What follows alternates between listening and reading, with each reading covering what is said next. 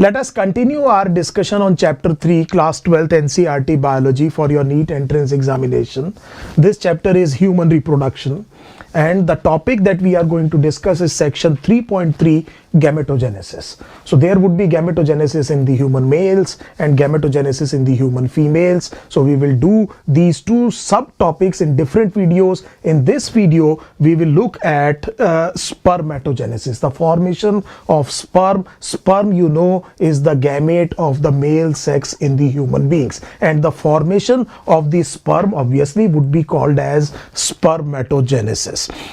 Let me just remind you that you are aware about the process of the cell division. There is an important cell division, type of cell division, which is called as meiosis. This meiosis results in the formation of the gametes or spores. So because we are talking of the human beings, so this would be gametes, and we know that the set of the chromosome is called as ploidy, and a normal somatic cell of the human body has two sets of chromosome, and therefore it is called as diploid, and the total number of chromosome in the somatic diploid cell of a human being is 46, which is actually 23 pairs. So there is a chromosome number 1 from your mother, chromosome number 1 from your father. These two chromosomes would be called as homologues. 22 pairs are autosomes, and the 23rd pair is of the sex chromosome. And after meiosis, which is actually two successive cell division, the resultant daughter cells are called as the gametes, or as I said, in some cases it will be called as spores, and they will be haploid. So that means they will be carrying only one set of chromosome. And what is the advantage? When the male gamete fertilizes the female gamete and both gametes are haploid, carrying only one set of chromosome, the fertilization will restore the normal diploid condition. I hope this is absolutely clear.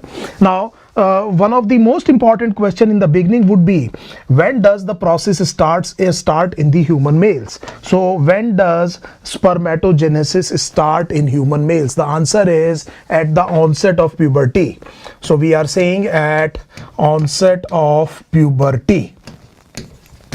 So this is a very important question, and this onset of puberty is due to release of gonadotropin releasing hormone. And you know that gonadotropin releasing hormone is actually a hypothalamic hormone. This hormone reaches the anterior pituitary or the adenohypophysis by a portal vein, stimulates the cells that will release gonadotropins. The gonadotropins are two, FSH and LH, and the gonadotropins are called as gonadotropins because they will be acting on the gonads, and therefore in males it would be on testes. So this is question number 1. So we said that at onset of puberty, and it is coinciding with the release of gonadotropin releasing hormone, which is a hypothalamic hormone. Now moving on, there would be another question is that where does it take place? So it has to happen in the primary sex organ. It happens in the testes, and we have already discussed that in the testes are present the seminiferous tubules, and the process of the spermatogenesis happens or takes place in the lumen, inside the seminiferous tubules. So seminiferous tubules are inside the testes, and inside the seminiferous tubule this process of spermatogenesis take place. And now let us we have already done this. If we look at the wall of the seminiferous tubule, then it is lined by some cells, and these cells are called as spermatogonia. So that means the seminiferous tubules are lined by very important cells. They are called as spermatogonia. Needless to say, these spermatogonia would be diploid, which would mean that they have two sets of chromosome. That means the total number of chromosome is 46. Now what happens is that these spermatogonia are of two types, type A and type B. So these spermatogonia, they continually divide by mitosis and replenish the number of these spermatogonia continually. So some spermatogonia keep on dividing and they keep on replenishing the number of these spermatogonia spermatogonia, and some of them actually divide to form the type B spermatogonia, and it is these type B spermatogonia that divide and mature into a cell which is called as a primary spermatocyte. So you can call this as a cell of sperm lineage, and we are talking of primary spermatocyte. Still no meiotic division has taken place, and this is all by mitosis and differentiation, and therefore we would say that the primary spermatocyte is still diploid and is having 46 chromosome. So I hope this is absolutely clear. So just to give you an idea, we are saying that these cells are continually dividing, and let us say that these cells are the primary spermatocytes. Now this primary spermatocyte divides by meiosis 1. So this is where the reductional division takes place. You know that meiosis 1 is a reductional division, and it will divide by meiosis 1. So it undergoes meiosis 1, which is a reductional division, leads to the formation of two cells. So there would be one primary spermatocyte. It would have 46 chromosome. It undergoes meiosis 1. The number of the daughter cells at the end of the meiosis 1 would be 2, and each would be called as a secondary spermatocyte. So they are called as secondary spermatocytes. I hope this thing is now absolutely clear. Now these secondary spermatocytes are the first cells which are actually haploid in content. So that means the chromosome number is reduced to half. So this is, I think, absolutely clear. Meiosis 1 happens in primary spermatocyte. These primary spermatocytes actually give rise to the daughter cells, which will be called as the secondary spermatocytes. And now you know that each secondary spermatocyte will undergo meiosis 2, and meiosis 2 is very akin to the mitotic division. It is again an equational division, and each will undergo meiosis 2. So meiosis 2, and it will result in the formation of 4 cells. So each, and therefore it will result in the formation of 4 cells. All of them would be haploid and are called as spermatids. So they are called as spermatids. So we are looking at primary spermatocyte, the secondary spermatocytes, and the spermatids. Okay, let me make the spermatids with a different color. So let us choose a different color for drawing the spermatids. Let us take this color. So we are saying these are the spermatids. They are spherical cell, as the normal cell shape is usually is. So this is what is happening. So we are saying this is a spermatogonia. These are diploid cell. These are primary spermatocyte. They are also diploid cell. This is the first cell which is actually haploid. This is secondary spermatocyte, and this is spermatid. And then what happens is that the spermatid undergoes a further process which is called as spermiogenesis. So spermiogenesis, by the process of spermiogenesis, the Sertoli cell becomes a very differentiated cell. So the spermatid is a simple spherical cell, but it has to differentiate into a highly specialized structure of the human sperm, and that process is called as spermiogenesis. So what we will do is that we will write it again. So just to understand this thing, let us make a pictorial representation. We are saying that this is a type B spermatogonium. So this is type B spermatogonium. This is a diploid cell.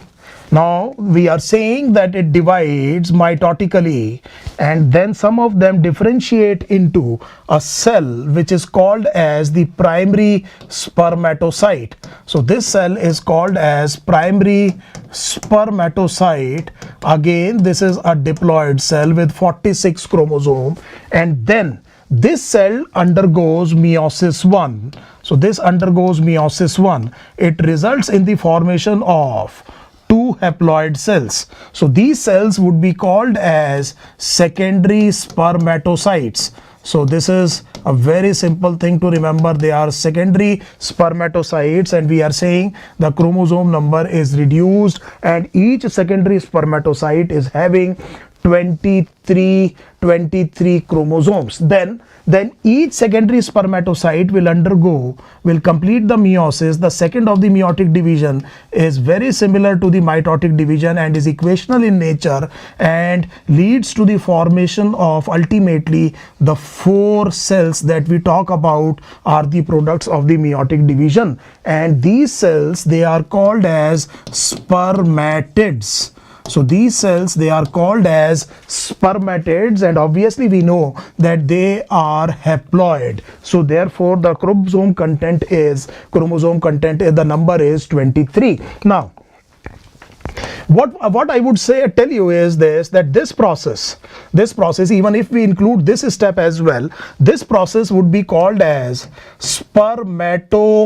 now mind this word, cytogenesis. So this entire sequence is called as spermatocytogenesis. There is one more step left. Now each spermatid will differentiate into a highly specialized structure that we are going to see right now. After a short while, this structure is called as the sperm or the spermatozoon, and this step, the conversion of this spherical cell into a highly specialized sperm, would be called as spermiogenesis. Now this is very clear, spermiogenesis, and together the entire thing is called as spermatogenesis. So this entire thing is called as spermatogenesis. I hope this thing is now absolutely clear. So what can be the question? The question can be, how many sperms will result ultimately from a primary spermatocyte? The answer would be 4. So a primary spermatocyte will actually produce 4 sperm. What about secondary spermatocytes? The secondary spermatocyte each will give rise to only 2 sperms, because 2 spermatids will be the resultant cell, and each spermatid will differentiate into only 1 sperm. So 4 to 1. Now it is important to understand that this is not an easy process. This is not an easy process, and this process requires a lot of raw material. Lot of input is required for this thing to happen, and that is why I told you that the seminiferous tubules are lined by some tall cells. And these cells, we remember now, they are called as the Sertoli cells. Sertoli cells, as you are aware, I told you, are also called as the sustentacular or the nurse cells. Now why they are called as the nurse cells? Because these spermatids will get associated with them. So these spermatids will get associated with them, and the raw material for the spermiogenesis, the entire support thing, would be done by the Sertoli cell, and here itself, attached to it, they will get differentiated into the sperm, and then they will get separated from the Sertoli cells into the lumen. So this is a very important thing to understand, that what is the function of Sertoli cell. Now just try to understand a very simple fundamental. Just to tell you the basics of the thing, this is a Sertoli cell. This Sertoli cell has certainly a nucleus. This nucleus will be, this is a spermatid. I stand corrected. Please let us do it again. I am saying that this is a spermatid. So this is not a Sertoli cell. This is a spermatid. It is a spherical cell. It has 23 chromosomes. The chromosomes will be present in the nucleus, and let us say that somewhere here is located what is called as the Golgi, or let us make it the other way around. So let us say this is where the Golgi apparatus is located. Now what happens is that the entire raw material is actually provided by the Sertoli cells. Everything that is required is provided by the nurse cells, and you can easily imagine a line of your NCERT, the entire sperm, because after all this is the cell that is going to differentiate into the sperm. So there is a line in your NCERT where it says that the sperm will be surrounded by a plasma membrane. This is the membrane that we are talking about, but there are some very interesting changes happening here. What happens is that this Golgi complex forms a cap-like structure, and it forms a cap-like structure. Obviously, it will be surrounded by a plasma membrane. I am not making the plasma membrane. So this Golgi will form a cap-like structure. This will be called as an acrosome, and this acrosome will be carrying some enzymes. These enzymes together, they are called as sperm lysins, and they will help in the process of the fertilization of the oocyte by the sperm. We will see later on when we discuss the topic of fertilization. Just beyond it, there would be the let us choose the color well, and we say that there would be the nucleus. So that means beyond it there would be the nucleus. So we are saying this part is called as the head. So this part is the head. Head has basically the nucleus. It contains the genetic material that is present in the sperm, and above it there is a cap. You obviously put a cap on your head, and this cap is actually acrosome, and just beyond it there is a neck.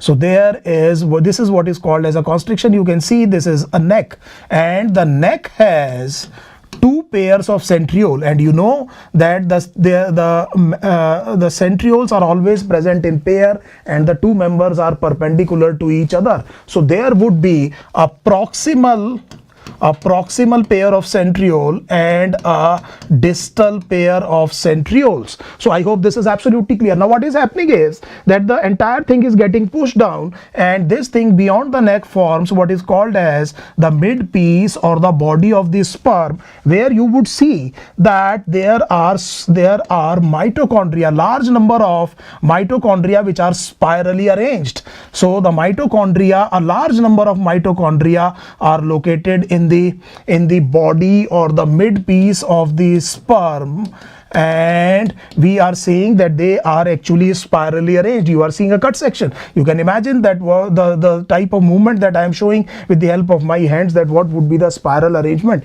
Incidentally, it is called as Nebenkern. No need for remembering lot of terms. Now what happens is that beyond this distal pair, the distal pair of the centriole actually forms what is called as the flagellum. You know, this is the function of the centriole. So it forms the flagellum, and the flagellum will actually beyond the body will form the tail.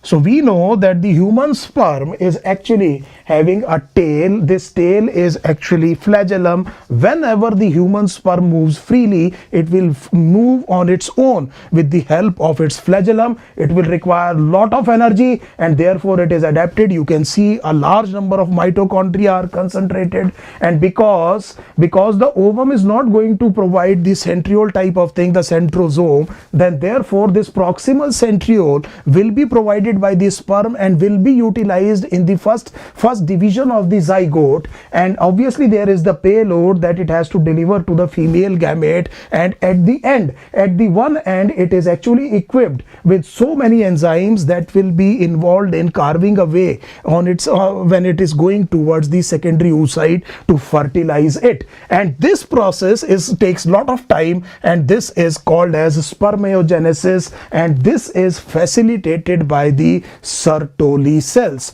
So again, going back to the previous diagram, we are saying that in the seminiferous tubule you will see we are talking about the time period where there has been an onset of puberty. The spermatogenesis is taking place. You also remember that for effective spermatogenesis, a body temperature around 2 to 2.5 degrees Celsius lower than the body temperature is required. That was the purpose of the descent of the testes, and you know that there will be different stages of the cell, and if we are going again, we are repeating, we are saying spermatogonia, then primary spermatocyte, then secondary spermatocyte, then spermatids. Spermatids gets physically associated with the Sertoli cell, undergo the process of what is called as spermiogenesis, and then we are saying that they are released into the lumen. And when these sperms are released from the seminiferous tubule, the process would be called as spermiation. So the release of the sperms from the seminiferous tubules, the process would be called as spermiation. So there are some terms to now contend with. The one would be the entire process is called as spermatogenesis. It has two different sub things that is present. One would be spermatocytogenesis, up to the formation of the spermatid, then spermatid differentiating into the mature sperm, that would be called as spermiogenesis. The Sertoli cells cells called as the nurse cells, and we are saying that when they are released from the seminiferous tubule, the process would be called as spermiogenesis. And I know that a primary spermatocyte will lead to the formation of 4 sperm ultimately, the secondary spermatocyte to 2, and spermatid to 1. I hope all these questions, this is a simple topic, and I hope that this is now absolutely clear. You may be asked about diploidy. Now there would be some other interesting questions. So that question would be, so let us rub this diagram. Probably we do not require it right now, so we can get rid of this diagram. Now I will be talking about here only what is called as the hormonal regulation of the male reproductive physiology. What happens? So what we are saying is that obviously we know that hypothalamus releases GnRH. So hypothalamus releases GnRH. This gonadotropin releasing hormone through a portal system reaches the anterior pituitary. It reaches anterior pituitary and stimulates some cells, some of the basophilic cells in the anterior pituitary, and the anterior pituitary releases gonadotropins, and the gonadotropins are 2 in number. One would be LH and the other would be FSH. Now, because they are gonadotropins, as I already told you, the gonadotropins should act on gonads, and then we will see, what we see is that this LH actually acts on, this is very straightforward, it acts on interstitial cells of Leydig. So do you remember the Leydig cells that were present in the interstitial spaces in the testes? So outside the seminiferous tubule, interstitial cells of Leydig, and these cells, when stimulated by the LH, will secrete androgens, and we know that the main androgen is actually testosterone.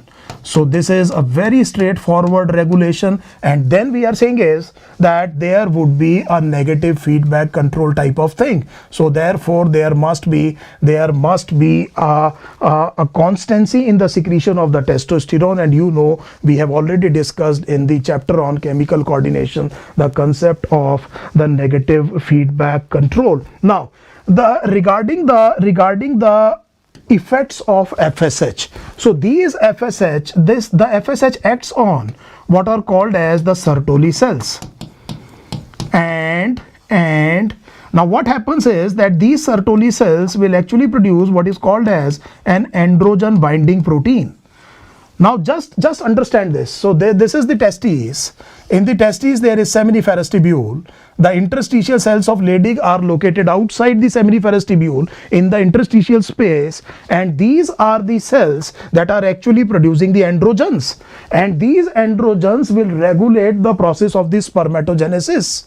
So this happens at the onset of the puberty, and the spermatogenesis is basically under the regulation of testosterone, but the process is going to occur inside the seminiferous tubule, and the hormone is produced by a cell that is just outside the seminiferous tubule. Now a hormone by definition should be going through the blood, and therefore it is not going to simply diffuse here. So it will be transported by the blood. Please remember, it is a hormone. It may be located very near, but it will be transported by the blood, and something must actually bind to it and concentrate it inside the seminiferous tubule, so that the process that was occurring inside the seminiferous tubule is adequately regulated.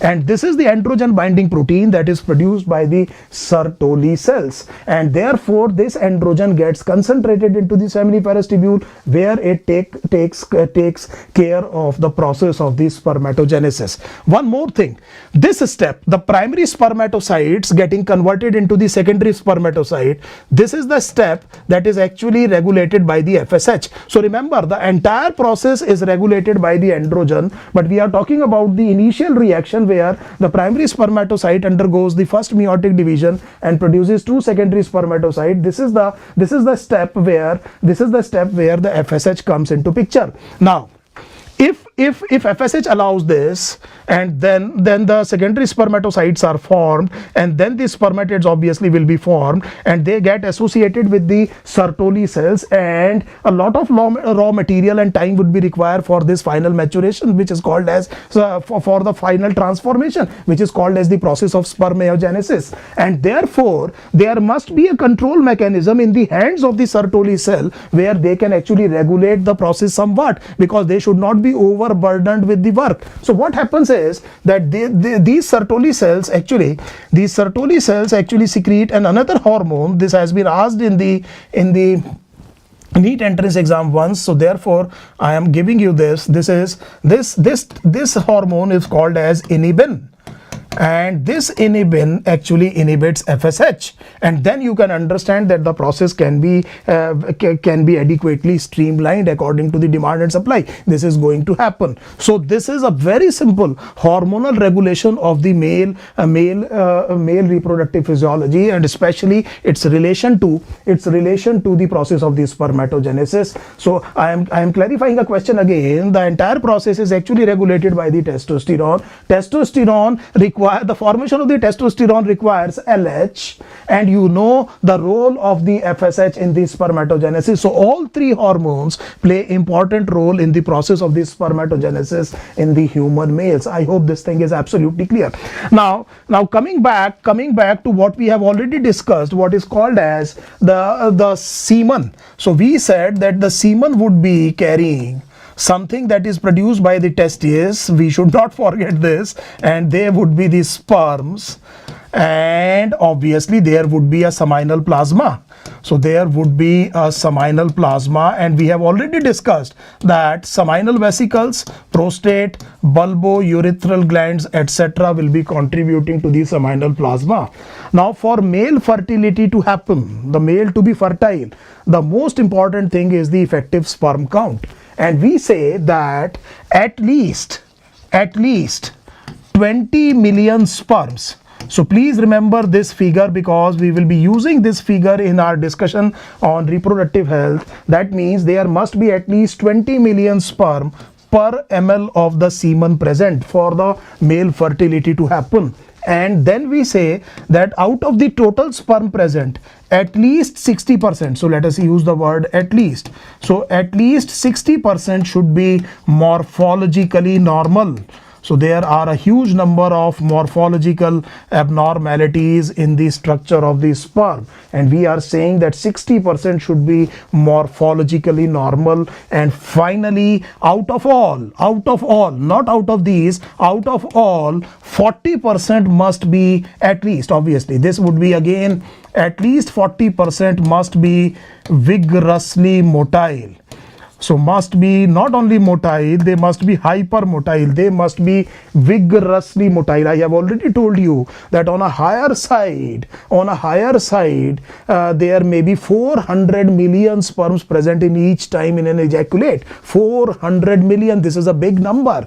And we are saying that and only a single sperm is required to fertilize the ovum. So we are talking of 400 million, and only one will be able to fertilize the primary oocyte. So again we say that with respect to the reproductive functions, the female sex is far superior to the male sex. This is one of the reasons. But even for that one to reach the secondary oocyte, we say that there must be at least 20 million, and a million is 10 lakhs. So 20 million of sperms per ml. Out of them, at least 60% should be morphological normal, and 40% must be vigorously motile.